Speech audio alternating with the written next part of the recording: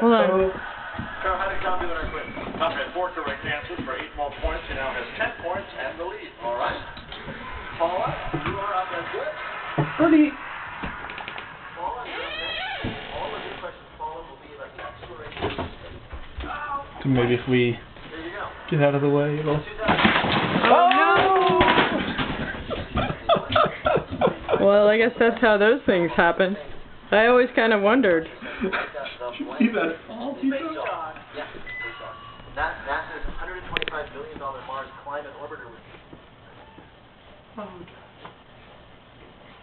Where did it go? Did it get out? I think it went to your room. Oh, that was not that intelligent. I thought it wanted the light, but it apparently just wanted